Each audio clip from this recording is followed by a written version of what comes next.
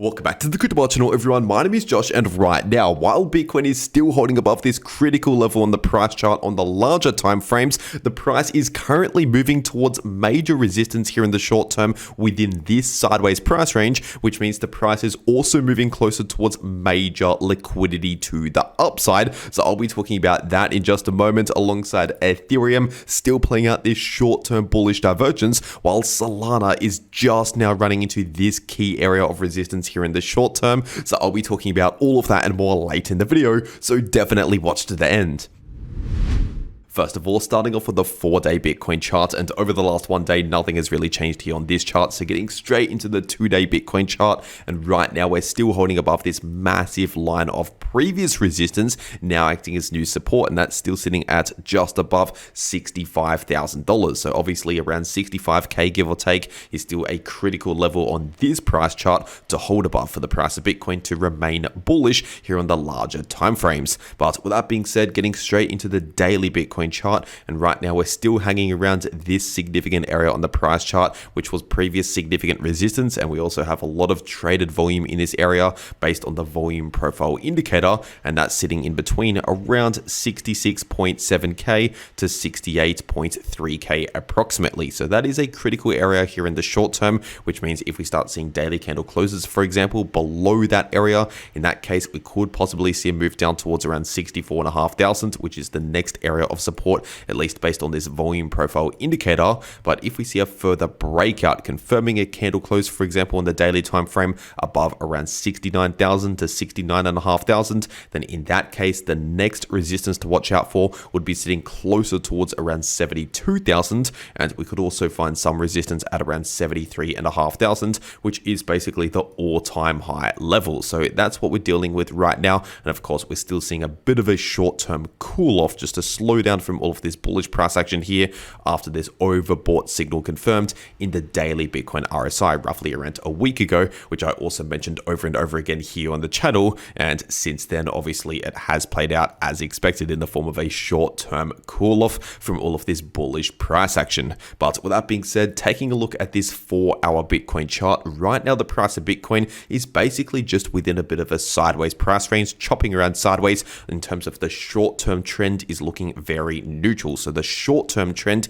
is not bullish or bearish. We're going sideways, but of course seeing some volatility in between, some bullish and bearish price action within a sideways price range, basically in between this area of support and this area of resistance. First of all, this area of support is sitting in between around 65,000 to 65.6k, and this area of resistance is sitting in between around 68,500 to 69.1k approximately. So essentially, if you're new to all of this, you can think of this resistance is where a lot of traders are interested in selling Bitcoin, but a lot of traders are interested in buying Bitcoin around this area of support. So for now, that is the situation here in the short term. And if we're looking at this 3-hour Bitcoin chart, we can see here in the RSI that we've lost pretty much all of the momentum to either direction here in the short term. Obviously, previously we were looking bullish in the short term with a lot of bullish momentum, as I discussed back here around 1 to 2 weeks ago. And then roughly around a week ago, we had this new bearish divergence forming, which I mentioned back then here in the short term on the smaller time frames. That basically meant we were losing bullish momentum here in the short term, which is exactly what we saw. We lost that bullish momentum, at least for now, just in the short term, but we also don't really have a lot of bearish momentum. So we have no momentum to either direction, which is why the price is just going sideways with a bit of volatility in between. But there's a good chance that this is just the calm before the storm, because oftentimes when we see a period of basically sideways price action, soon enough another major move will come at some point, and basically as soon as we break one of these key levels on the chart, that's likely when the next major move will begin. So just prepare for that. And if you want to trade the next major move in the price of Bitcoin, whether it's bullish or bearish, you can make money in either scenario with a long position or a short position, for example. And personally, I take most of my trades over on Bybit, so I'll make sure to leave a link to Bybit down below this video in the description and in the pinned comment. And if you use that link down below this video to make your Bybit account and deposit on that account, then you can get up to a $30,000 deposit bonus, but only if you use that link down below this video.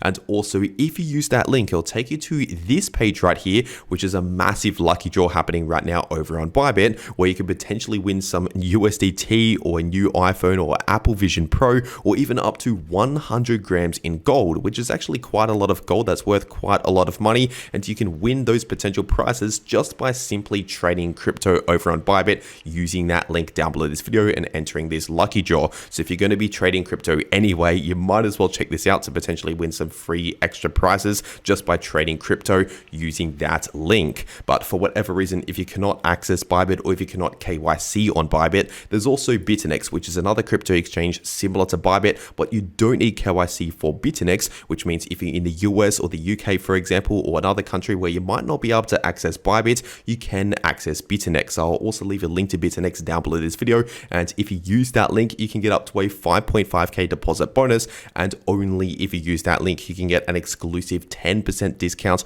on all trading fees on the Bitfinex exchange forever, but that is only if you use that link below this video to make your Bitfinex account. But with that being said, getting straight into the Bitcoin liquidation heat map right now, and as of right now, we are moving slightly closer towards this upside liquidity. First of all, we have some liquidity to the upside at just underneath 69,000, more specifically around 68.8k to around 69.2k. We have a small amount of liquidity in that region, but we do have some major liquidity starting at around 69.7k and going up towards around $70,000. So in that price range, we have a lot more liquidity, and we also have some liquidity to the downside sitting in between around 64.7k to 64.2k approximately. In that price range, we also have a decent amount of liquidity. So like I said in my last two videos here on the channel, due to the fact that we have a decent amount of liquidity to the upside and to the downside,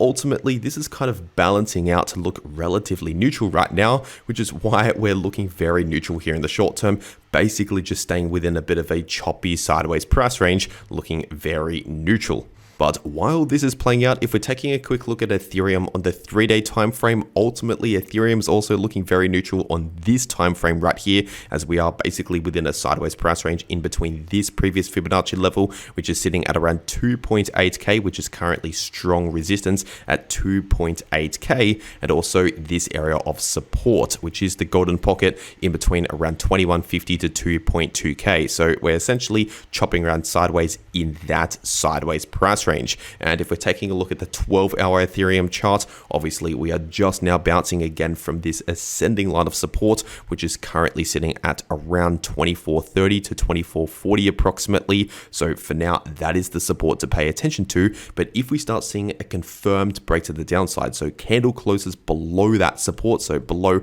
around 2430 approximately, then in that case, we would likely see a move down towards this next area of support, which is sitting in between around 2280 to 2320 as the next support. But remember, for now, we're still finding support at this area right here in between around 2430 to 2475, give or take. And also with that latest pullback over the last 1 week approximately, this has pretty much fully reset the RSI from those overbought territories on the 12-hour time frame to almost oversold. We didn't reach all the way into oversold here on the 12-hour time frame, but we have gotten a lot closer towards oversold compared to overbought. So as of right now, the RSI is well and truly reset, which technically means we now have a little bit more room to the upside again, at least compared to where we were around a week ago when we were overbought.